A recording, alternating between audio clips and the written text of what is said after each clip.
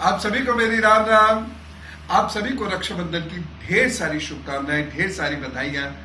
ईश्वर करे मेरी सारी बहनें बहुत खुश रहें, स्वस्थ रहें और उन्हें मानसिक शांति प्राप्त हो। कुछ एक बातें राखी से संबंधित करते हैं। सबसे पहली बात तो यह है कि इस बार चीन की कोई भी राखी मत खरीदिएगा, क्योंकि वह आपका, आपके भाई बहनों का दुश्मन है। अपने ही बॉर्डर पर नहीं बल्कि पाकिस्तान की ओर के बॉर्डर की भी जितनी भी हरकतें, उसमें कहीं ना कहीं चीन भी इन्वॉल्व होता है। इसीलिए अब चीन की बनी हुई राखी अपने भाइयों की कलाई पर मत बांधिएगा। अगर ले भी आए हैं तो थोड़ी सी देशभक्ति दिखाइए और 10, 20, 50 रुपए की चिंता मत कीजिए, उसे जला दीजिए, एक कलावा ले लीजिए, वह अपने भाई की कलाई पर बांध दीजिए। क्योंकि राखी मूलतः एक भाव है। इसकी सुंदरता यदि नहीं भी बन पा रही है, कोई फर्क नहीं पड़ता, भाव पूरा होना चाहिए। इसीलिए आप चीन की राखी का प्रयोग मत कीजिएगा। दूसरी बात जो मैं आपसे कहना चाहता हूं, उसे भी बहुत ध्यान से सुन लीजिए। वो ये है, सामान्यतः जो कहा गया है वो ये कहा गया है राखी के बारे में कि बहनें भाई की कलाई पर राखी बांधती हैं और भाई से रक्षा की गुहार लगाती हैं। इससे थोड़ा सा करेक्ट करके देखें अगर, तो बहनें भाई की कलाई पर राखी बांधती हैं और ये उन्हें आदेश करती है या उन्हें ये याद दिलाती है कि तुम्हारा फर्ज है हमारा साथ देना। आज की स्त्री अब उतनी कमजोर नहीं रह गई है कि वो गुहार लगाती रहे। वह धागा बांधकर याद दिलाती है कि आप हमारे साथ रहें, आप निडर बने और आप हमारे साथ कदम से कदम मिलाकर चलें। वह रक्षा की भिक्षा नहीं मांगती है। तीसरी बात जो बहुत महत्वपूर्ण है, आपको याद रखनी है, वो ये रखनी है कि 11:06 तक भद्रा है। भद्रा में राखी नहीं बांधी जाती। हाँ, आप स्नान वगैरह कीजिए, अपनी पूजा पाठ सामान्य जो करते हैं वह कीजिए, लेकिन भद्रा में राखी नहीं बांधी जाती। 11:07 से आप शुरुआत कीजिए, लेकिन 1:42 तक राखी का संपूर्ण कार्यक्रम पूर्ण कर लीजिएगा। राखी एक रक्षा सूत्र है। यह रक्षा सूत्र गुरु शिष्य को बांधते थे। गुरु शिष्य को बांधते थे कि मैं तुम्हारी रक्षा करूंगा, मैं तुम्हें ज्ञान दूंगा, तो मेरे साथ रहना और उस ज्ञान को मुझसे लेना। शनै शनै ये रक्षा सूत्र राजाओं के मध्य भी चलने लगा। उसके बाद एक स्थिति ऐसी थी जब स्त्री केवल घर में सीमित थी, ज्यादातर स्त्रियां कमजोर ही थी, और तब वह अपनी रक्षा के लिए उस रक्षा सूत्र को भेज दिया करती थी कि यह संदेश देता था कि आप मेरी रक्षा कीजिए। बहुत जगहों पर स्त्रियां माता पिता को भी राखी बांधती है। तो राखी गुरु शिष्य का त्योहार भी है। राखी पिता बेटी या माता बेटी का भी त्योहार है। भाई बहन का तो त्योहार है ही है, लेकिन राखी जो सबसे पहले आप बांधें, यदि संभव हो सके तो अपने इष्ट को या कुल गुरु को, जिनको भी आप मानते हैं, उनको राखी बांधने के बाद घर के बुजुर्गों को भी आप राखी बांधिए और उसके बाद फिर अपने भाई को राखी बांधिएगा। 1:42 तक ये करना है। उसके बाद सूतक लग जाता है। ग्रहण के सूतक में राखी नहीं बांधते। यद्यपि ये ग्रहण कोई इतना खतरनाक ग्रहण नहीं है, लेकिन चूंकि ग्रहण है और ग्रहण दिखाई भी पड़ रहा है, इसीलिए हमें उसके सूतक का सम्मान करना है और अपने भाई को 1:42 तक राखी बांध देनी है।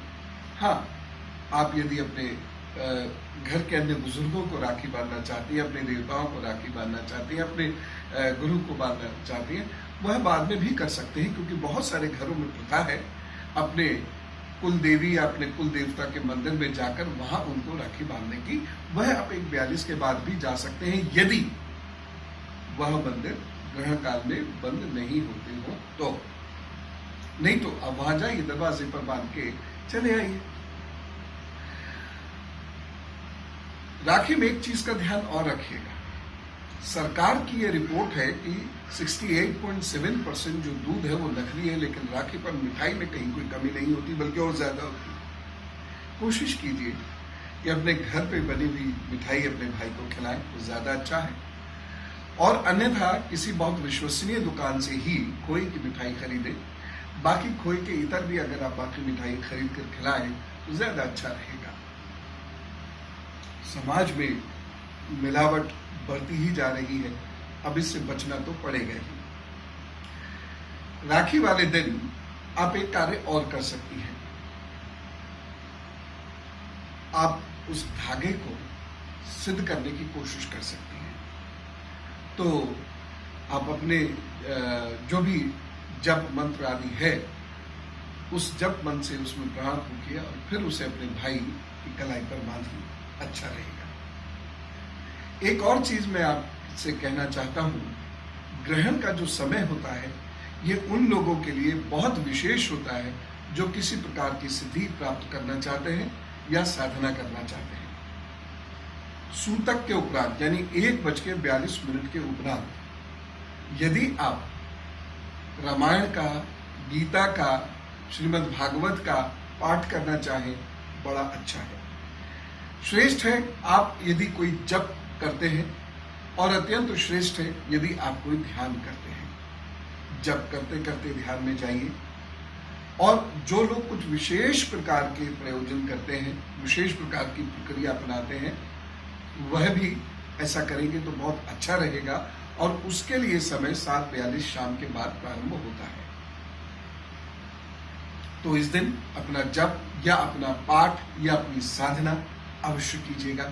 ये बहुत ही शक्ति प्रदान करने वाला होती है और साथ ही साथ आपको बहुत सारी मुसीबतों और परेशानियों से बचाने वाली होती है। ग्रहण में जहां एक और धरती पर अनेक प्रकार की नकारात्मक ऊर्जाएं और गैसेज होती हैं, वहीं ग्रहण के समय में एक ध्रुव शक्ति भी होती है, जिसका साधक हजारों लाखों वर्षों से प्रयोग करते चले आ रहे हैं।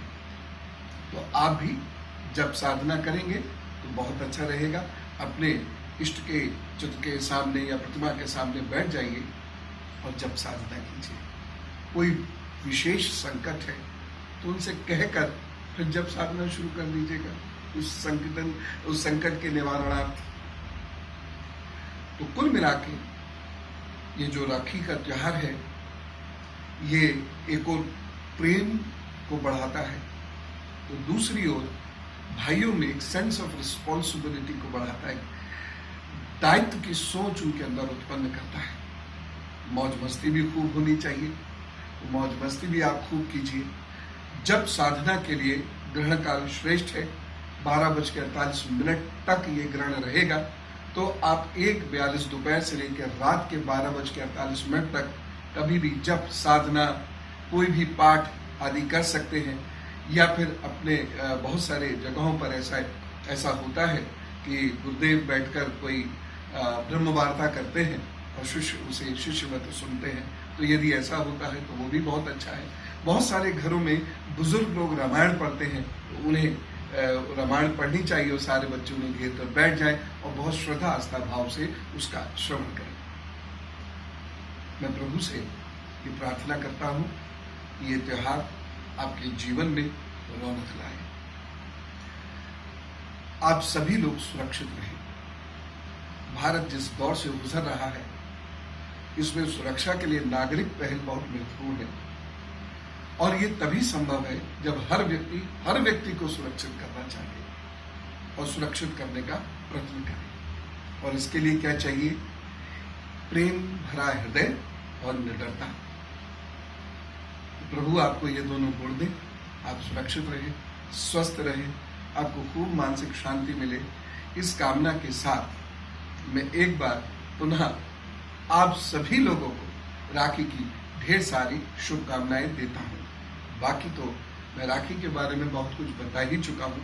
चलते चलते सिर्फ एक बार, बहुत सारी स्त्रियां जो गर्भवती हैं मैं उन सभी बच्चियों को कहना चाहूँगा, उन सभी स्त्रियों को कहना चाहूँगा, इस चंद्र ग्रहण से डरने की कोई आवश्यकता नहीं। प्रभु आपके जीवन में बहुत सारी शुभता लाए। राम राम, नमस्कार, भारत माता की जय।